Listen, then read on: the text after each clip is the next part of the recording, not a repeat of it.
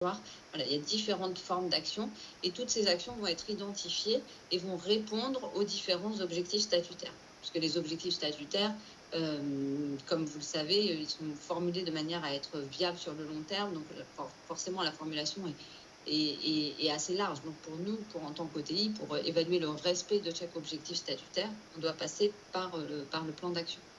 Donc, une première vertu, ça permet à l'entreprise de décliner de manière très concrète sa mission et d'identifier pour chaque objectif des actions au sens large du terme.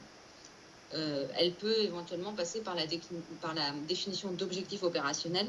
Je me permets juste de préciser que ces objectifs opérationnels, ce n'est pas une obligation légale. C'est une possibilité. Ensuite, pour le comité de mission, tu peux rester, merci.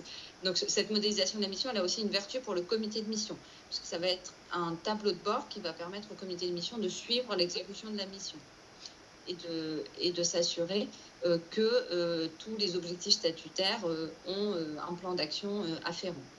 Et enfin, pour l'OTI, ça va être aussi, ça va être un petit peu la même fonction que pour le comité de mission. Ça va être le moyen de vérifier que l'entreprise se donne les moyens et met en place un plan d'action qui la met en mesure de respecter les objectifs statutaires. Si on va sur la slide suivante, vous voyez, en tant qu'OTI, on va partir finalement du concret, du plan d'action, pour s'assurer que le dispositif est cohérent et que les actions identifiées mettent l'entreprise en mesure de respecter son objectif statutaire.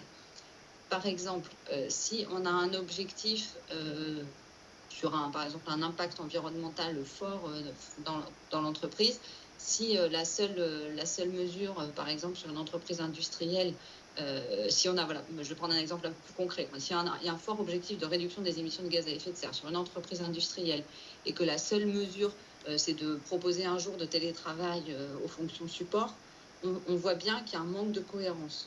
Et donc, du coup, nous, en tant qu'OTI, on va dire, non, le plan d'action ne met pas l'entreprise en mesure de respecter son objectif statutaire. En revanche, il y a une vraie stratégie bas carbone avec une prise en compte des différents facteurs à chaque étape de la chaîne de production. Là, on va pouvoir dire, oui, le plan d'action met l'entreprise en mesure de respecter son objectif statutaire. Donc, en fait, on va remonter finalement le modèle de mission depuis la base jusqu'au respect de l'objectif statutaire et ensuite de la raison d'être.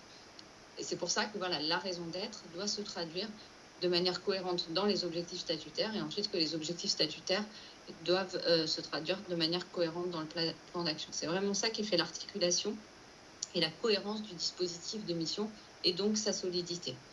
Donc ce modèle de mission, c'est pour ça que ça peut apparaître un peu théorique sur le papier, mais en fait par derrière, c'est la traduction opérationnelle et concrète de la mission. Marie, si je peux me permettre de compléter ce que je disais tout à l'heure par rapport à d'autres sujets, je pense à la RSE par exemple, on peut travailler sur des référentiels standards qui existent tels que par exemple l'ISO 26000. L'entreprise peut se positionner en termes de stratégie, plan d'action en fonction des différents sujets qui sont couverts par l'ISO 26000.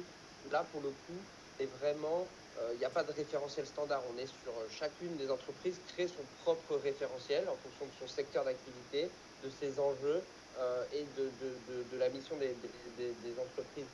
Et ce qu'on remarque, nous, aujourd'hui, alors nous, on accompagne plutôt chez Goodwill les sociétés à mission en devenir. Et ce qu'on voit quand on les accompagne, c'est qu'elles ne sont pas forcément habituées à ce type de formalisme, notamment sur un sujet comme celui-là. Et on voit que ça les aide beaucoup de le structurer vraiment et jusqu'aux objectifs opérationnels et jusqu'au plan d'action, ne serait-ce que pour elles avoir un bon outil de pilotage et de suivi de l'atteinte de la mission. Et peut-être parfois on dit ça paraît assez évident, mais il y a beaucoup d'entreprises et c'est 80% ces sociétés à mission sont des TPE, PME, ne formalisent pas forcément ça. Et c'est vrai que c'est aussi un travail qui facilite tant l'audit que aussi la revue par le... Et puis un petit témoignage aussi personnel, on a accompagné les premières entreprises qu'on a auditées, le guide méthodologique n'était pas paru, les pratiques d'audit étaient en train de se faire. Et je me souviens très bien d'une des premières entreprises qu'on a auditées, où alors ils faisaient pas mal de choses dans la mise en œuvre de leur mission, mais tout n'était pas ni structuré, ni formalisé. Et en fait, le fait d'arriver avec cette feuille de route, de leur dire, écoutez, regardez, pour que la mission se déploie concrètement dans l'entreprise, il faut voilà, que vous identifiez les actions en rapport des objectifs statutaires, que vous ayez cette structure. En fait, ça les a énormément aidés à structurer structurer leur mission et leur plan d'action et finalement de mieux la mettre en œuvre de manière très concrète. Donc voilà, on a aussi des retours d'expérience très concrets sur ces sujets-là. Alors, du coup, la démarche de vérification, globalement, alors ce qu'on sait aujourd'hui, c'est que le sujet il est assez nouveau pour tout le monde, hein, tant pour les sociétés à mission que pour les cabinets et les organismes tiers indépendants. Peut-être, est-ce que tu peux nous détailler un peu voilà, comment se passe un audit, peut-être avec des retours concrets. C'est peut-être sur cette partie-là où il y aura le plus de questions, mais si on peut. Oui, alors du coup, voilà, comme l'expliquait Enzo tout à l'heure, c'est vrai que la vérification d'une société à mission, c'est un audit très particulier. On va voir ensuite les différentes étapes, mais contrairement à un audit RSE ou à un audit financier, on n'a pas de référentiel, en tout cas très, très fourni, auquel on doit vérifier la conformité. Même si on prend par exemple l'audit d'une déclaration de performance extra-financière, on doit s'assurer que la déclaration est conforme aux exigences réglementaires, que les différents les items attendus sont présents. Sur la société à mission, on a très très peu d'articles de loi et qui sont vraiment très très généraux, donc on n'aura pas de référentiel précis. Donc le référentiel, c'est ce que disait Enzo, c'est le modèle de mission et la mission elle-même. Et ça, c'est très important pour respecter la singularité de la mission. Et inversement, en tant qu'organisme tiers indépendant et pour garantir la crédibilité des avis et donc du modèle de mission, du modèle de société à mission, on a besoin de mener une vérification objective. Donc on a vraiment une tension entre à la fois avoir une méthode rigoureuse, objective qui s'applique à tous et en même temps respecter les singularités de la mission. Donc ça, c'est vraiment important. Et c'est vraiment très spécifique à l'audit société à mission. Et donc, pour répondre à cette problématique, si on peut dire, c'est pour ça que l'OTI va s'appuyer sur le modèle de la mission qui va servir de référentiel à l'organisme tiers indépendant. On va aussi s'appuyer sur la méthodologie de vérification que je vais vous présenter juste après. Et ensuite, on va aussi s'appuyer sur le rôle du comité de mission et sur ses travaux notamment. L'idée, c'est de voir comme l'OTI, comme le comité de mission ont un rôle d'évaluation de la mission. L'idée, c'est de voir toutes les vérifications et tout le suivi qu'a pu faire le comité de mission et de pouvoir s'appuyer dessus pour éviter de refaire 2 fois le travail et d'aller sur des problématiques complémentaires. Donc c'est vraiment important pour les sociétés à mission de bien conserver notamment les comptes rendus de réunion du comité de mission et pour l'OTI, quand il intervient, d'interroger les membres du comité de mission, évidemment. Donc voilà, et donc là, la méthodologie dont je vous parlais, donc il y a 4 grandes étapes. Une première étape de prise de connaissance de l'entité et du ou des rapports de mission suivant la date à laquelle on intervient. Donc là, c'est important pour vraiment rentrer dans la singularité de l'entreprise et de sa mission. Donc à ce stade, on mène pas mal d'entretiens, notamment avec les directions, les salariés, les parties prenantes internes et externes. Donc ça, c'est une phase essentielle de démarrage. Ensuite, on a cette vérification de la cohérence de la mission. Donc là, à ce stade, on s'appuie sur le modèle de mission.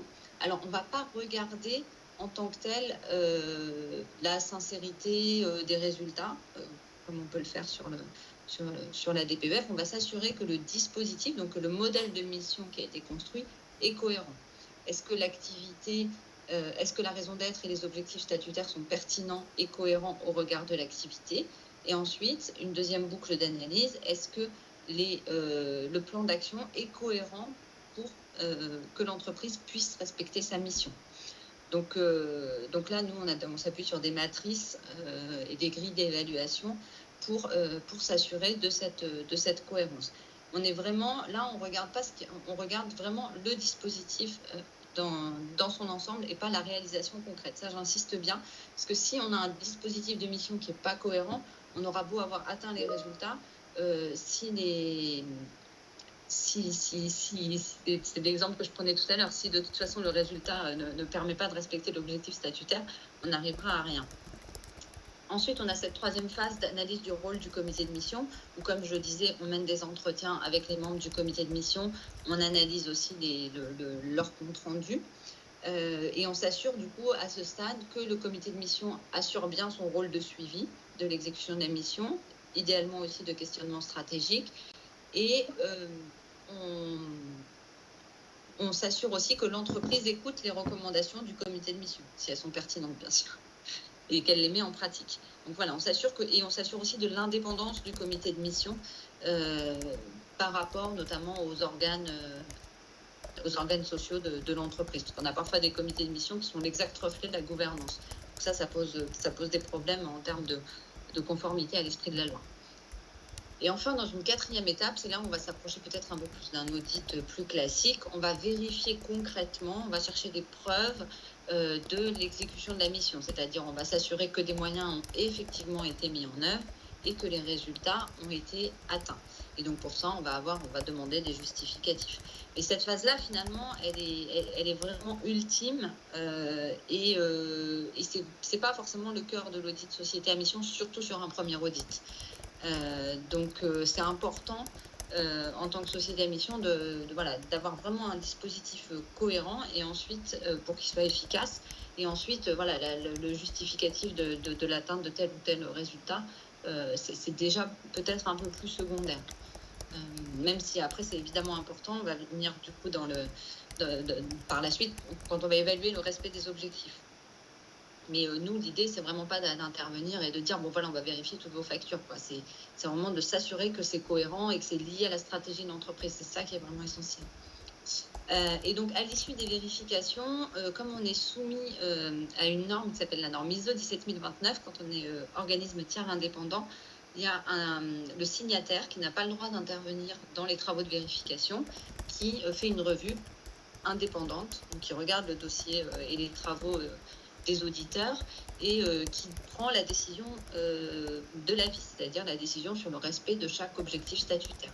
Il va ensuite rédiger un avis motivé, donc pour l'instant, il y a le modèle de la Compagnie nationale des commissaires aux comptes, il y a la communauté des entreprises à mission qui travaille peut-être aussi avec la CNCC pour le faire évoluer.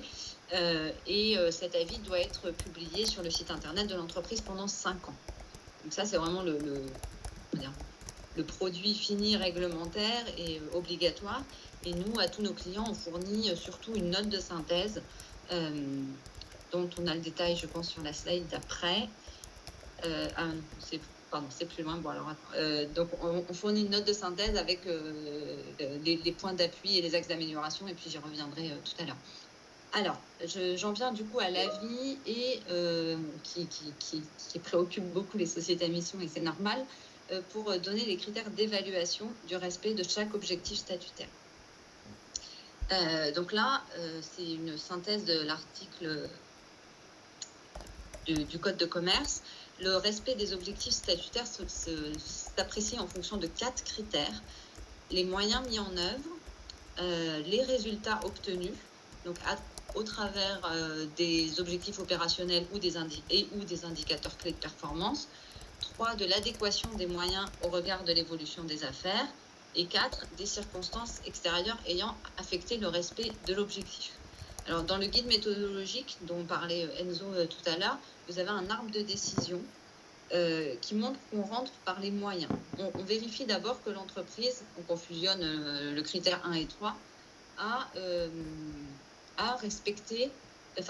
mis en œuvre des moyens adéquats au regard de l'évolution des affaires. Si je reprends mon exemple un peu extrême de tout à l'heure, voilà, est-ce qu'une entreprise industrielle a cherché à modifier son modèle d'affaires par exemple, est entrée dans une logique vraiment d'éco-conception si elle a cet objectif statutaire environnementale de réduction forte des émissions dans sa chaîne de production. On regarde aussi si l'entreprise a un tableau de bord de mission, si des moyens humains, du temps, de la formation, du budget ont été dédiés, s'il y a un lien avec la stratégie de l'entreprise, etc., etc. Donc on regarde ces moyens. Ensuite, il y a deux possibilités. On va prendre déjà la plus positive. Les moyens ont été mis en œuvre. Donc là, ensuite, on va regarder les résultats. Donc les résultats, ils s'apprécient au regard du plan d'action. C'est-à-dire, est-ce que tous les indicateurs du plan d'action, objectifs opérationnels ou indicateurs clés de performance, ont été atteints? Est-ce que tous les résultats identifiés pour l'objectif statutaire ont été atteints? Si tous les résultats ont été atteints, on considère que les résultats ont été atteints. Si jamais il y a un objectif ou un indicateur qui n'est pas atteint, là on va considérer que les résultats ne sont pas atteints. Il suffit qu'il y en ait un qui ne soit pas atteint pour qu'on considère. Donc là ça a été l'objet d'une réflexion, mais on s'est dit il faut qu'il y ait une obligation de moyens et une obligation de résultats. Donc tous les objectifs du plan d'action doivent être atteints. Donc ça, je vous alerte bien là-dessus.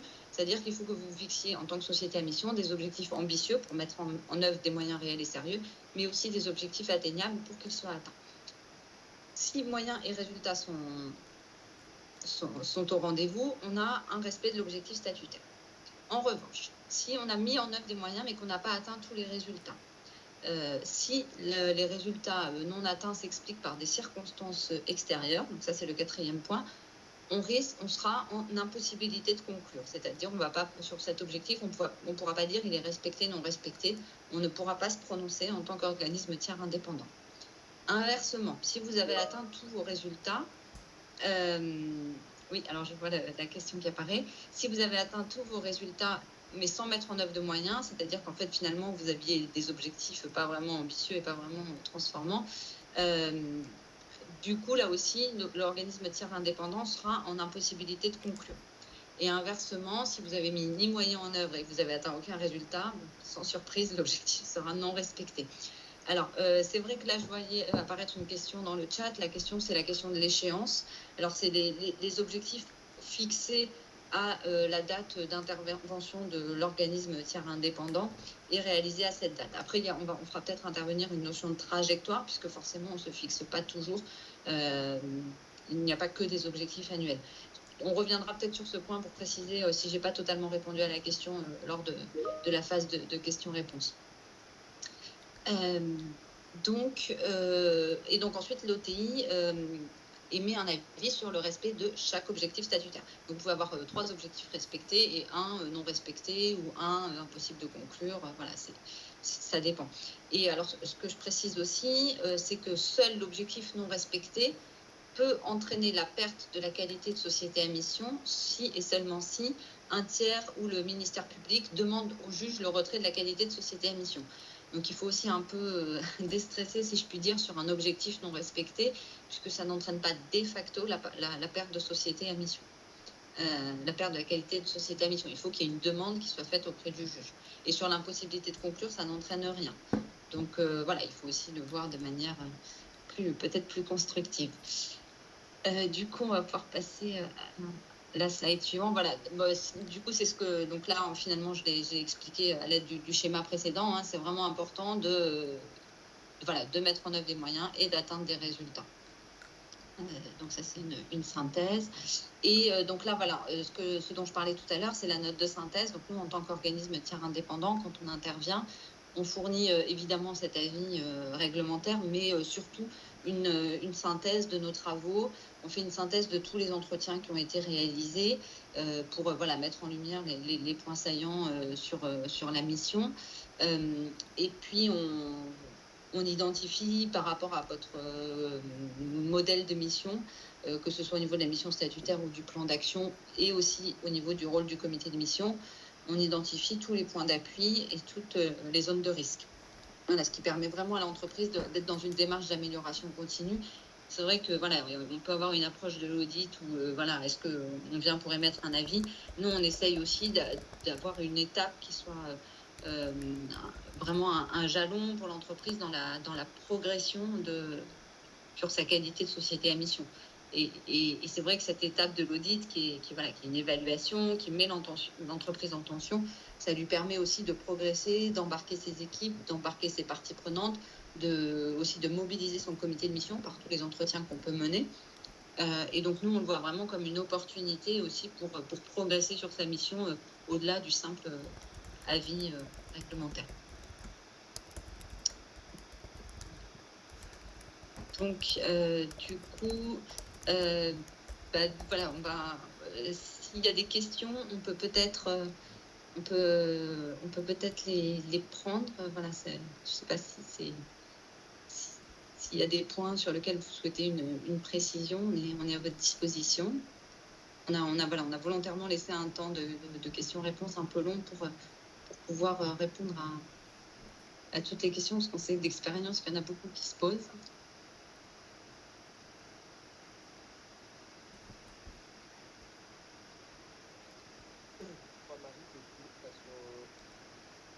Désactivé, donc je sais pas si c'est démocratique cet exercice. Ce que je vous propose, c'est peut-être de mettre les questions dans le chat, ou sinon ce sera peut-être plus simple. Alors, les indicateurs ne sont pas inscrits dans les objectifs statutaires, non. En fait, les objectifs statutaires, ils sont très rarement chiffrés. C'est d'ailleurs, à mon avis, pas une bonne pratique de les chiffrer. C'est vraiment l'objectif statutaire, par définition, il doit être viable sur le long terme. Donc, il faut qu'il soit... d'ailleurs, quand vous écrivez votre mission, il faut toujours avoir cette perspective de je vais les garder aussi longtemps qu'on va garder les statuts de la société. C'est vraiment au niveau du plan d'action qu'on identifie des indicateurs beaucoup plus opérationnels, beaucoup plus concrets. Et en plus, du coup, ça a le mérite de pouvoir, pour le coup, évoluer en fonction de l'activité de l'entreprise. Donc ça, c'est... Voilà, surtout le plan d'action n'est pas statutaire. Alors, la différence entre l'OTI et le signataire... quelle est la différence entre l'OTI et le signataire? Donc, le signataire qu'on a un membre de l'OTI. Donc, l'organisme tiers indépendant, c'est une structure juridique qui est accréditée par le COFRAC. C'est vrai que on n'a pas, j'avoue qu'on on vous a pas trop assommé avec les contraintes réglementaires. Mais donc, les OTI doivent être accrédités selon la norme ISO 17029. Ce sont des structures juridiques. Et donc, à l'intérieur de l'OTI, il faut qu'il y ait au moins 2 personnes. Un signataire qui revoit le dossier mais qui n'intervient pas dans la mission, et ensuite un auditeur qui réalise des travaux de vérification. Évidemment, il peut y avoir plusieurs personnes, mais voilà, en tant qu'OTI, on doit toujours intervenir au moins à 2. Et donc le signataire, c'est lui qui signe l'avis, qui a la responsabilité de l'avis, mais il n'intervient pas dans la mission, il revoit les travaux de l'auditeur et prend la décision en fonction des moyens et des résultats, comme je l'ai expliqué. Alors, ensuite, on me demande de redire les critères de perte du statut de société à mission. Alors, il y a 2 manières de perdre la qualité de société à mission. C'est ou un objectif, si les objectifs statutaires ne sont pas respectés suite au passage de l'OTI, ou si l'entreprise, plus généralement, ne respecte pas les 5 conditions émises, les 5 conditions indiquées dans l'article L210-10 que Enzo a présenté au tout début, c'est-à-dire une raison d'être inscrite dans ses statuts, les objectifs statutaires inscrits dans les statuts, le comité de mission qui doit être aussi mentionné dans les statuts, la vérification par l'organisme tiers indépendant et le dépôt des statuts au greffe. Donc, c'est-à-dire que, par exemple, vous avez déposé vos statuts auprès du greffe, mais vous n'avez pas mis en place de comité de mission. Par exemple, il y a un tiers ou le ministère public qui peut demander la perte de qualité de société à mission. Vous ne faites pas vérifier votre qualité de société à mission par un organisme tiers indépendant. Un tiers peut demander au juge le retrait de la qualité de société à mission.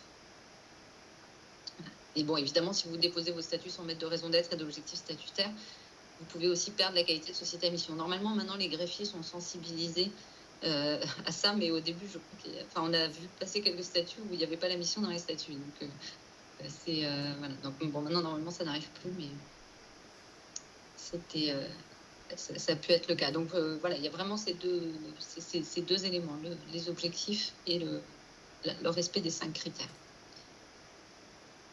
Pour l'instant, est-ce que des entreprises ont déjà perdu la qualité depuis la mise en place des OTI? Pour l'instant, non. Il y a eu des objectifs non respectés, des impossibilités de conclure. Pour l'instant, il n'y a pas de cas de perte de société à mission. C'est vrai qu'alors, il faut voir aussi que les sociétés à mission, donc ça date de 2019. Les toutes premières, c'est plutôt 2020. Pour info, l'arrêté qui régit l'audit des sociétés à mission, c'est 27 mai 2021 et les tout premiers audits ont commencé fin 2021 et plutôt début 2022. Donc on est vraiment au début d'un processus. Donc on n'a pas encore de recul là-dessus. Et puis en plus, c'est vrai qu'au début, les premières entreprises à mission étaient quand même très engagées. Je pense que voilà, il y a aussi des pionniers, des quand même. On aura peut-être un peu plus d'effet d'aubaine par la suite, mais donc c'était plutôt des entreprises engagées qui se sont attachées à faire les choses correctement. Pour les objectifs statutaires, il n'y a pas de terme légal. En fait, ils sont inscrits dans les statuts, donc ils durent aussi longtemps qu'ils sont inscrits dans les statuts. Et pour la partie objectif opérationnel, l'entreprise est complètement libre de fixer l'échéance qu'elle souhaite. S'il y a encore d'autres questions, si je ne sais pas si parmi vous, il y a des entreprises qui ont déjà aussi été auditées ou qui sont... voilà, parce que suivant les OTI, il y a des expériences plus ou moins différentes, on va dire.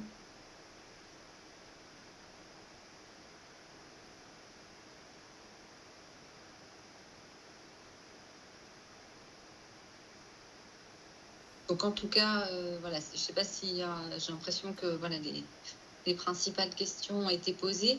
Bien évidemment, avec Enzo, quelles sont les conditions pour être accrédité comme OTI? Oula. Alors, c'est assez complexe. Donc en fait, c'est le COFRAC qui est, donc du coup, bon, je fais partager le côté moins sympathique de l'audit de société émission. C'est le COFRAC donc, qui accrédite les organismes tiers indépendants. Donc pour ça, il faut répondre aux exigences de la norme ISO 17029.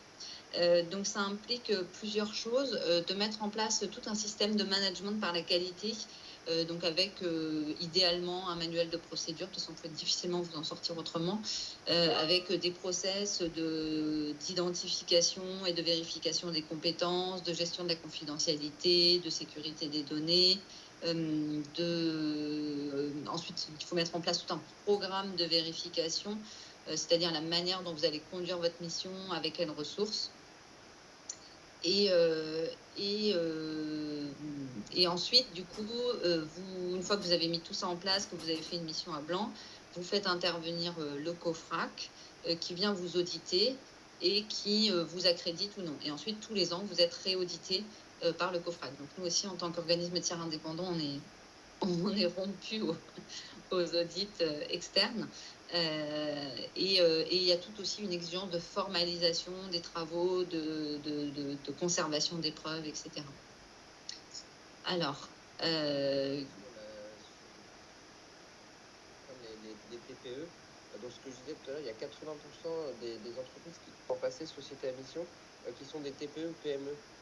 Et on remarque d'ailleurs, et peut-être pour faire le parallèle avec la RSE, que la RSE est souvent vue comme quelque chose d'un peu élitiste, réservé aux grandes entreprises, et que le modèle de société à mission est plutôt particulièrement adapté aux plus petites structures, notamment parce qu'elles peuvent, entre guillemets, aussi choisir un peu leur combat, et elles s'y retrouvent vraiment plus dans ce modèle-là. Je ne sais pas si vous souhaitez, Marie.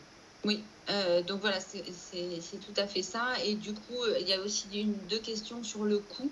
Alors, le coût, évidemment, c'est pas forcément évident de répondre comme ça, puisque c'est en fait sur l'entreprise à mission, ça va de l'entreprise unipersonnelle à Danone.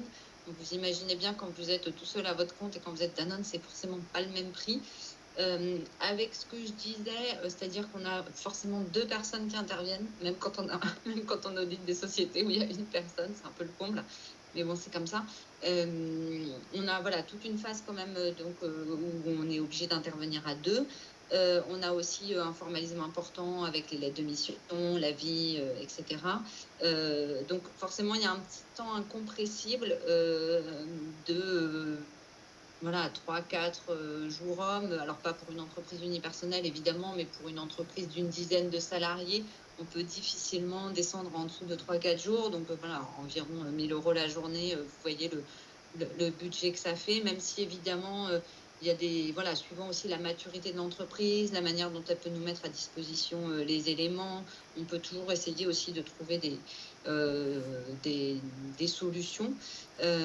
Et puis ça va dépendre aussi de plusieurs facteurs, enfin de la qualité de son modèle de mission, de s'il y a un comité de mission ou non, etc.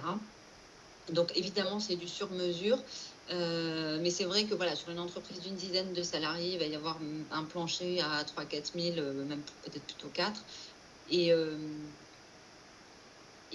après, évidemment, bon, ça va augmenter, mais on aura toujours cette base de coût fixe. Il y avait une question d'une centaine de personnes. Alors là, sur une centaine de personnes, c'est peut-être moins évident de répondre parce qu'il faudrait quand même regarder le secteur, voilà, le modèle de mission. Donc, peut-être que la personne qui a posé la question, je vous invite peut-être à nous contacter en direct. On pourra vous répondre plus précisément, parce que je ne préfère pas annoncer des chiffres comme ça sans avoir creusé.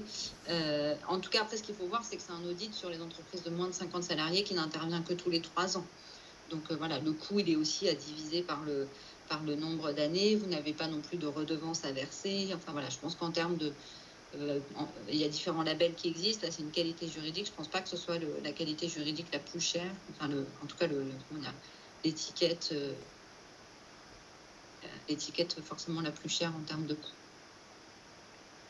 Et est-ce que l'OTI s'assure de la présence d'objectifs statutaires, sociaux et environnementaux stipulés par la loi, ou l'OTI évalue la pertinence des objectifs par rapport à la mission que s'est donnée l'entreprise? Alors, oui et non. C'est-à-dire, comment dire, l'ambition de la mission et la... Alors, oui et non, et puis la réponse va évoluer. À l'instant T, l'OTI est censé s'assurer du respect des objectifs statutaires. Tout ce qui relève de la pertinence et de l'ambition, c'est plutôt au comité de mission de le faire. Mais l'OTI doit s'assurer que le comité de mission a bien fait son travail et doit quand même vérifier que ça a été fait. Et si ça n'a pas été fait, quelque part, il doit le faire. Et sachant que pour l'instant, dans la loi, on est chargé uniquement du respect des objectifs statutaires, mais que ça va sans doute peut-être évoluer vers cette problématique-là. Voilà. Enfin, là, c'est pas encore défini, mais c'est vrai que voilà, je vous dis, c'est très nouveau. Il y a des pratiques qui sont en train de se faire. Tout ça, moi, j'anime le cercle des OTI justement aussi pour qu'on puisse rester un peu à la pointe de ces sujets. Donc du coup, voilà, l'OTI vérifie quand même que les objectifs sociaux et environnementaux ont un sens par rapport à l'activité de l'entreprise, mais normalement, c'est plutôt le rôle du comité de mission. C'est pour ça que dans le rapport de mission, il faut mettre l'avis du comité de mission sur la pertinence et l'ambition des objectifs. Voilà, je suis désolée, j'ai une réponse qui n'est pas très tranchée, mais en plus, voilà, comme je pense que ça va évoluer à court terme, enfin à moyen terme. Alors, comment articuler un rapport DPEF plutôt normé avec un rapport de comité? Est-ce pertinent, utile de lier les deux? Alors, je pense qu'au niveau du plan d'action, vous allez sans doute avoir des indicateurs communs. Nous, je sais qu'aussi en tant qu'OTI, comme c'est la même norme qui régit l'audit des déclarations de performance extra-financière et des sociétés émissions, ça peut arriver qu'on intervienne sur les deux. Du coup, ça permet quand même de gagner en termes de temps d'audit, puisqu'il y a un côté prise de connaissance. Sur certains indicateurs, c'est commun. Donc voilà, ça permet de gagner du temps et donc aussi du budget.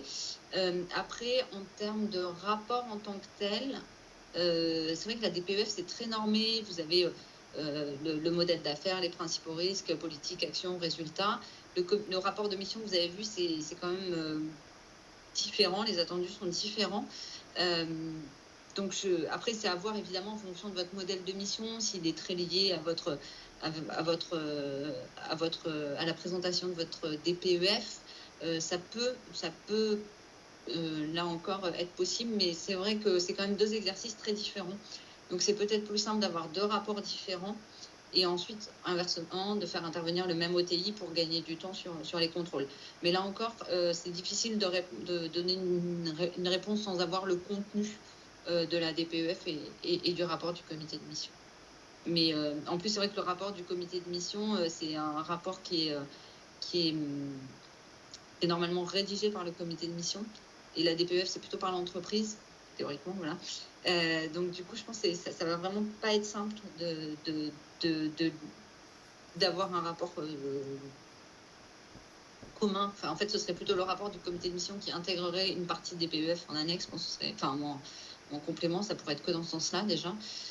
Donc, je pense que c'est assez compliqué de lier les deux, sauf à avoir deux introductions différentes et puis peut-être au niveau du plan d'action que ce soit commun. Mais voilà, enfin, faudrait voir, mais je pense que c'est plus compliqué qu'autre chose.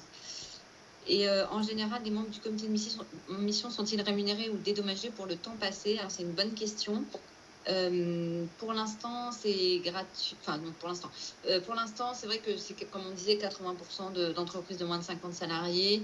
Généralement, c'est bénévole, mais vous avez des comités de mission pour lesquels ils sont rémunérés.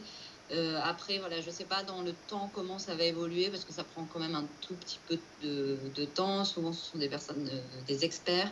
Donc peut-être qu'à terme, il y aura peut-être un dédommagement. Ils ont un vrai rôle à jouer, donc du temps et de l'énergie aussi à mettre auprès de l'entreprise. Pour donner un exemple, par exemple, Alain Duquet, qui est le fondateur de Management, fait partie d'un comité de mission en entreprise pour lequel il est rémunéré. Alors, c'est plutôt de l'ordre du symbolique, mais c'est plutôt pour, entre guillemets, verrouiller le bon engagement de la personne, apprendre son rôle dans le comité de mission. Voilà, après, c'est vrai que ça dépend de la taille de l'entreprise. Sur une TPE, une PME, c'est pas forcément évident d'aller rajouter encore du budget. Donc, si vous avez des gens qui sont prêts à le faire bénévolement, profitez-en. Mais ce qui est important surtout, c'est d'avoir des experts sur les différents sujets de la mission. Est-ce que les OTI sont incités eux-mêmes à devenir société à mission? Alors, nous-mêmes, on est, voilà, on l'a peut-être pas précisé, mais on est en chemin pour devenir société à mission. Alors, ça, je vais faire une réponse personnelle.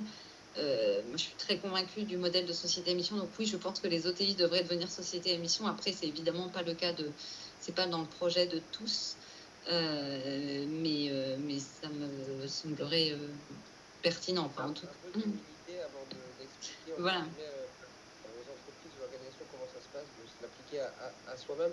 Peut-être pour faire un petit parallèle là-dessus, donc chez Goodwill Management, nous on est en train de passer société à mission. Donc on a mis pratiquement un an à définir notre raison d'être. On va passer société à mission au cours de l'année 2023. Et Goodwill Management a aussi, en tant que membre du groupe Baker Tilly, vocation à être aussi un peu un laboratoire. En tout cas, c'est la première filiale du groupe à passer société à mission. Et après, il y a aussi la logique de, aujourd'hui, on est 35-40 personnes chez Goodwill Management. C'est plus simple que, par exemple, pour le groupe Baker Tilly, où on a 1800 personnes. Donc, on va dire qu'il y a un petit peu plus de délai pour envisager et en tout cas acter une telle transformation. Mais on a eu la chance de participer, peut-être pour donner un tout petit détail, au dernier séminaire des associés du groupe Baker Tilly pour entamer cette réflexion du passage en société à mission. Il y a une... encore l'échéance, mais ça va de soi, quoi. Voilà, parce que Baker Tilly, on est 1700 collaborateurs, donc forcément, la rédaction d'une mission prend peut-être un petit peu plus de temps quand on est une trentaine. Et puis l'idée, c'est vraiment de le faire de manière... voilà, d'engager vraiment une transformation profonde derrière et de ne pas juste avoir un slogan. Donc ça, c'est important dans la rédaction d'une mission de bien prendre le temps. Voilà, on dit que c'est 6 à 24 mois la rédaction d'une mission. Et il y a une dernière question, faut-il faire vérifier les objectifs de mission par le comité de mission avant publication des statuts? Alors oui, c'est une très bonne... Enfin, c'est pas une obligation, mais c'est évidemment une bonne pratique.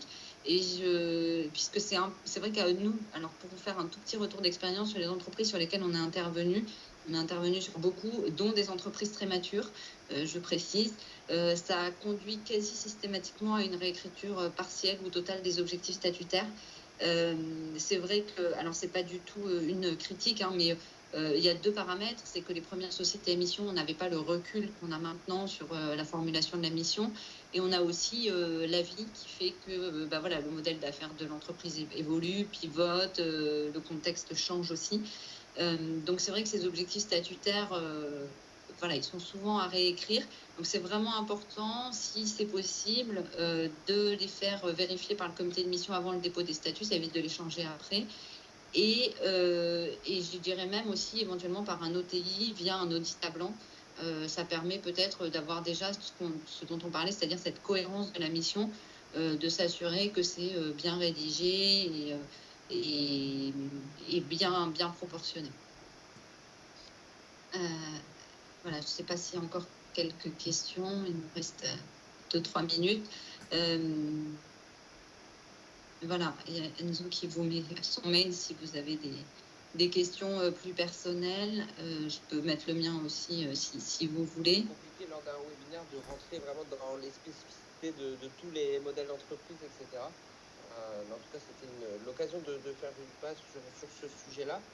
Il n'y a pas d'autres questions. En tout cas, merci à tous pour votre participation.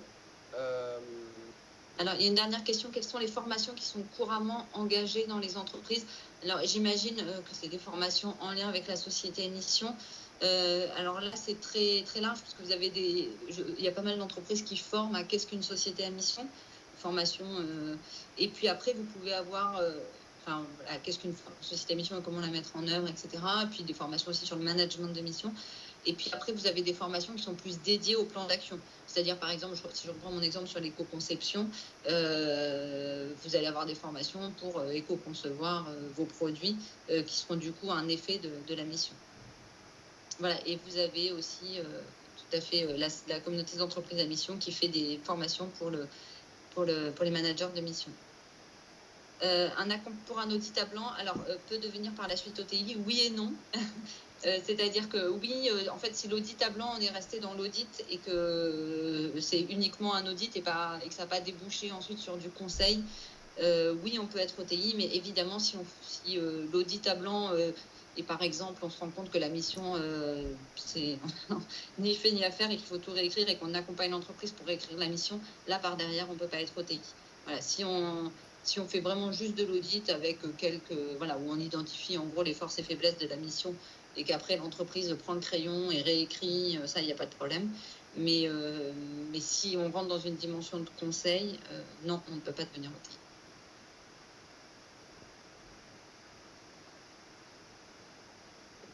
Donc, écoutez, merci à tous de votre présence, de votre attention sur ce sujet passionnant qu'est les entreprises à mission, l'audit peut-être moins a priori, mais je vous assure que nous, on a voilà, cette volonté de faire progresser et d'être utile, et c'est ce que nous ont renvoyé nos clients. Donc, voilà, avec plaisir pour poursuivre nos échanges pour ceux qui le souhaitent.